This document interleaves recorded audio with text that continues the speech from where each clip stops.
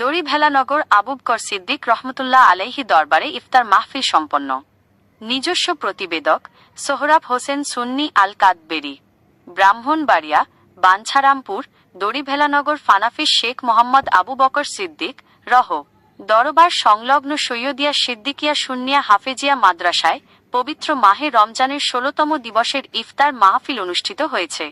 আজকের এই ইফতারের আয়োজন করেন দড়িভেলানগর পূর্বপাড়ার বিশিষ্ট সমাজসেবক শফিকুল ইসলাম। দিন রাত কোরআন তিলাওয়াতকারী মাদ্রাসার কোমলমতি মাছুম শিক্ষার্থীদের সাথে নিয়ে এই ইফতারের আয়োজন করা হয়। ইফতারের পূর্বে দেশ, জাতি ও মুসলিম উম্মাহর কল্যাণ কামনায় বিশেষ মিলাদ, কিয়াম ও মোনাজাত পরিচালনা করেন হাফেজ মাওলানা মনির হোসেন আল কাদদেরি। মোনাজাতে আয়োজক শফিকুল ইসলাম সাহেবের এই দান ও নেক উদ্দেশ্য কবুল করার জন্য মহান আল্লাহর দরবারে প্রার্থনা করা হয়। উক্ত ইফতার ও দোয়া মাহফিলে উপস্থিত ছিলেন হযরত আবু বকর সিদ্দিক রহ এর আওলাদে ওলি আবু সালে এবং শফিকুল চেয়ারম্যান ও জাকির মেম্বার হাজি বাবুল।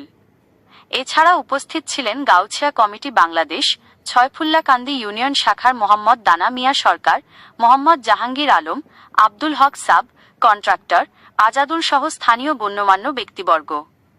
ইফতার মাহফিলে বক্তারা বলেন, এতিম ও হাফেজিয়া মাদ্রাসার ছাত্রদের সাথে ইফতার করা অত্যন্ত সওয়াবের কাজ।